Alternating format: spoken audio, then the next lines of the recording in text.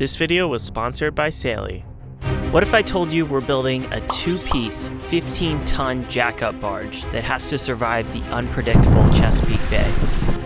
We only get one shot to launch this thing and make it work. Now, what if I told you we already tried to do this in a different way and it completely failed? So they're down there driving and we hit rock, riprap or something, and the whole lighthouse is shaking as they're driving. That piling is not going in. Neither did the one next to it. So I guess we're gonna see. Well, we're headed back in. Definitely had some problems. Had some trouble driving up through the pilings. Hopefully we'll have a dock soon. Talk to you later, guys. This is the story of Darge, a custom-built barge dock designed to lift itself 15 feet above the water next to our 120-year-old lighthouse. Our mission is to save these incredible abandoned lighthouses using new technology while preserving the history and helping the environment of the Chesapeake Bay.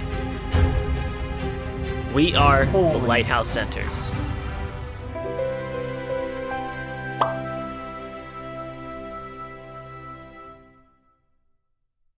Now, for anyone new to the channel, we've been struggling with getting people and materials safely on and off the lighthouse.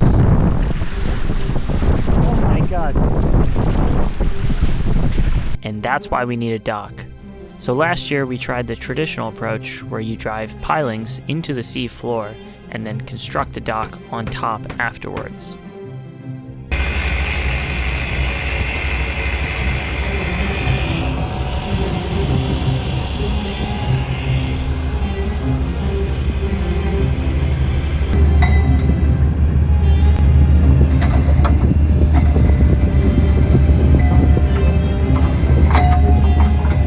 I'm on the barge, we're heading out, sun's coming up, lighthouse is over there somewhere, and I hope we have good luck today.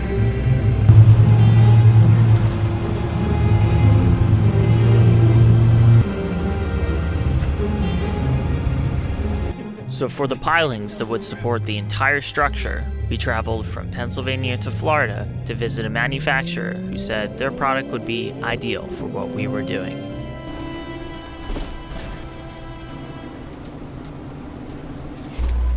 Hold on, five tons, more than 5 tons. We're a double truck?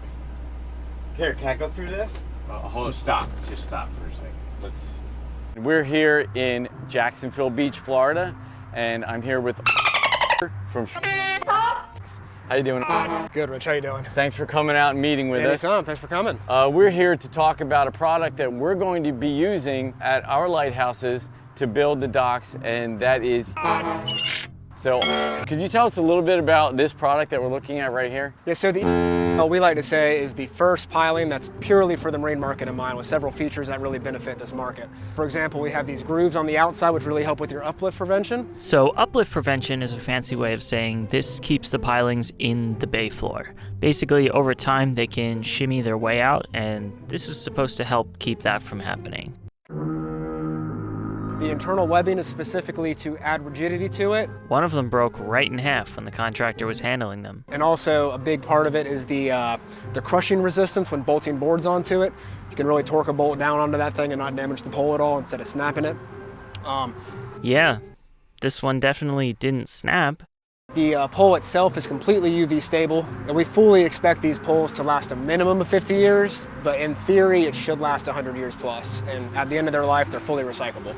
Now, I'm sure these pilings are great for building docks in shallow water on shoreline, but not for our use case, despite what we were told. Yeah, so this is the 12-inch variant. We also have a 16-inch for heavier commercial applications. I believe that's what you guys are using with your conditions out there. So we're going to be using the 16-inch, which would be really big and heavy. We're building docks that are out in the Chesapeake Bay, miles away from shore, out in the open water. Lighthouses are always built in places where the deep water meets the shoal, the more shallow water, so you have all that wave action. So we need something that is strong enough that we can drive it into the sea floor and build a dock that is subject to all that wave action, especially during storms or maybe a hurricane or something.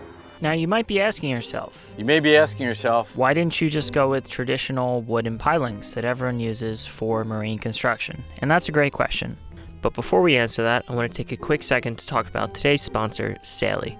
Saily is an eSIM, and if you don't know what that is, it's like a SIM card, but it's digital. So you don't have to install anything physically, you just download the app and you're basically good to go. So what does it do? Well, it provides data in places that your phone carrier wouldn't normally support, or you'd have massive roaming charges otherwise. I've done a lot of traveling throughout the years, either working for bands or traveling with my own projects.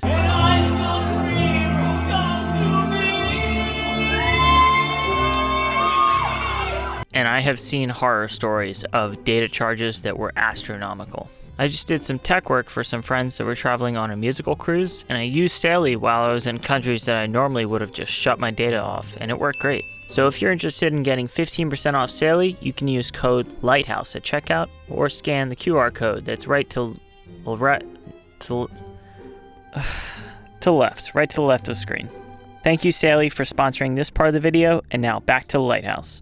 The reason we didn't go with wooden pilings was when we decided to build the dock, we wanted to build the strongest dock that would last a very long time. These lighthouses are over 100 years old.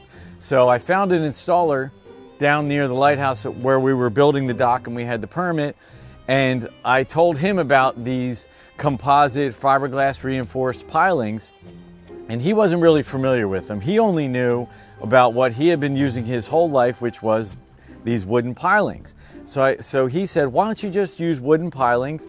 They cost less than half of the cost of these composite pilings. So I said, well, how long are they gonna last? And he said, well, maybe like 15, 20 years. And I said, well, that's not enough. And he said, well, you can go with treated pilings. And I said, well, how long are they gonna last? And he said, well, maybe like 20, 25 years.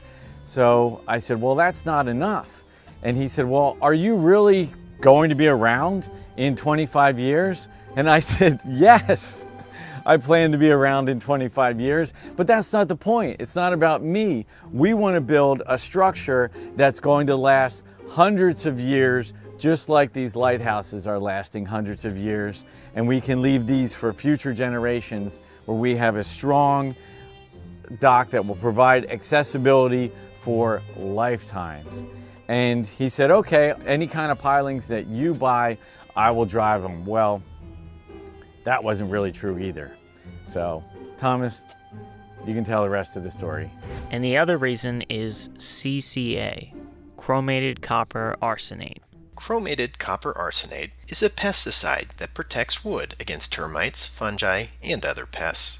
One of the major exposure concerns associated with CCA-treated wood is centered on arsenic, an element that can increase the risk of certain types of cancers. Thank you, Paul. And over time, those chemicals just leach out into the water, and we can only imagine what it's doing to local wildlife. CCA was actually heavily restricted in 2003 for most residential construction, but it's still widely used in marine construction and industrial applications because there aren't that many better options.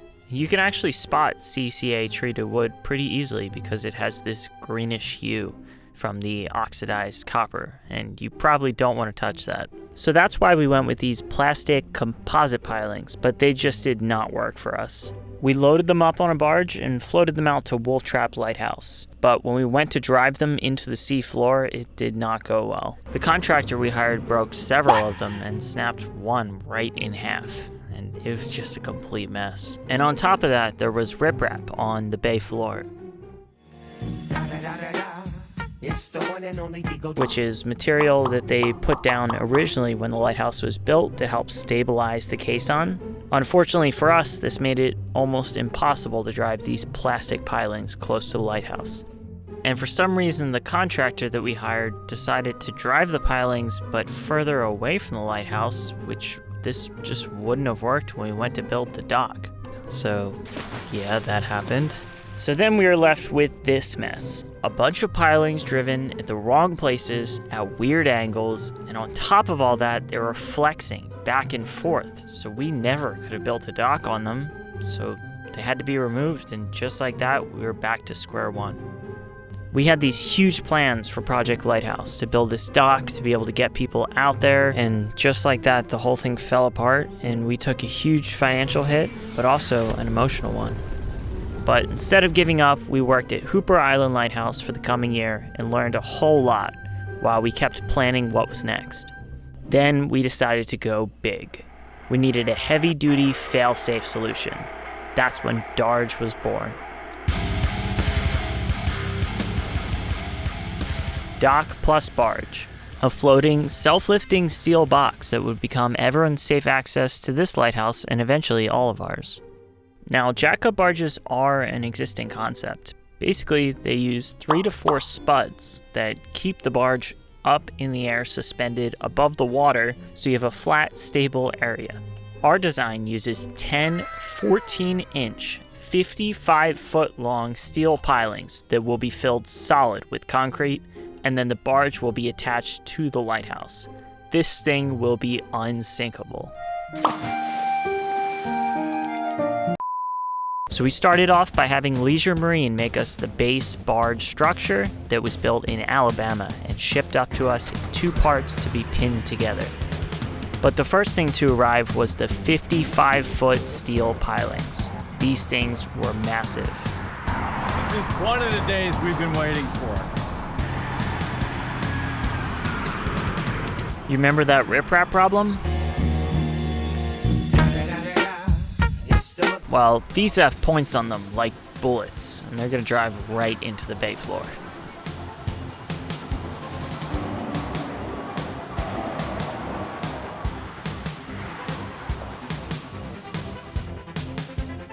We actually got a great deal on these, buying them used, and of course we're gonna do what we do best, sandblast and apply a corrosion-resistant coating to them.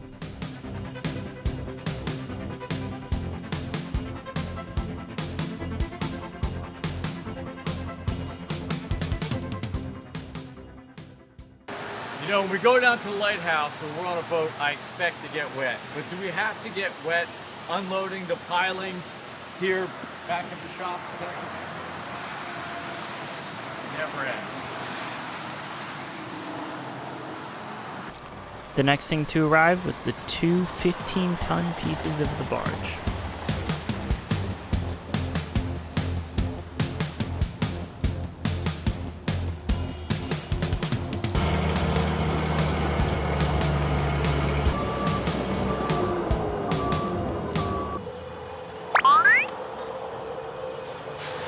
Wally looking ass.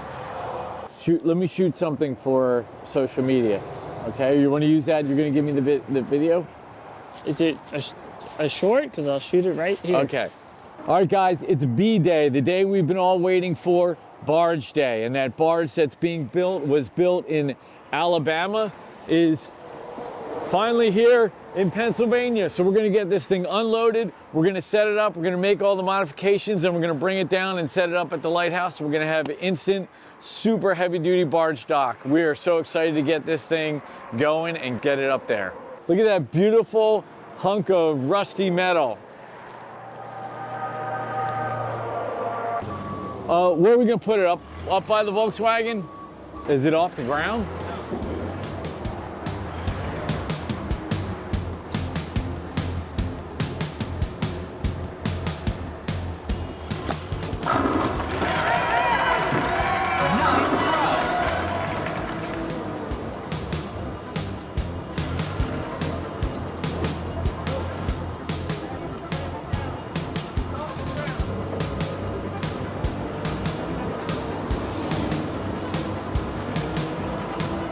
You know what? Safety first.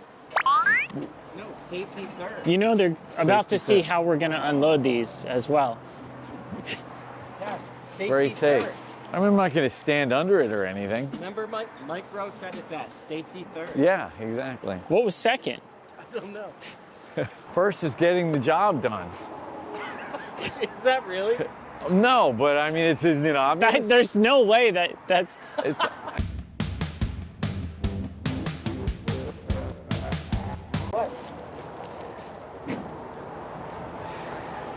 yeah. All right. Wonder if he has a camera. You look like a real nerd with that thing on. I don't know. Hey, safety first. Safety first. Oh, so much faster without this on.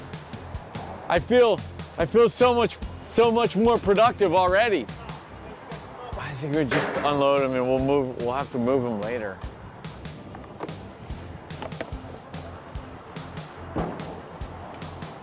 Center on that and see what happens, okay?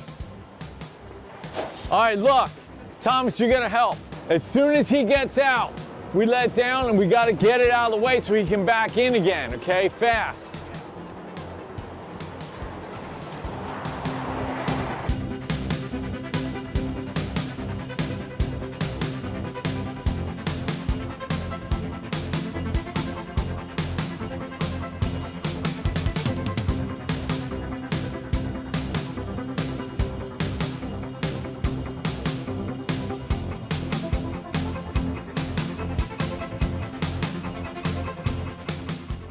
The weight's easy, it's the bulkiness that's a problem. Whole thing's easy. Yeah, everything's, well, I knew, It's not bad. I knew we'd figure it out, I just didn't know how we would do it. This should be the center here. Safety third. All right, that should be it. Wow. I still, what's second? That's not it. You're moving to the left. Right about right there.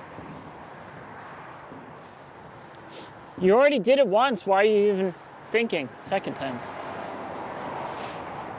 Yeah, you're right. It's probably right about here. Oh look, there's a mark. There's a mark. Use that one. Tilt forward.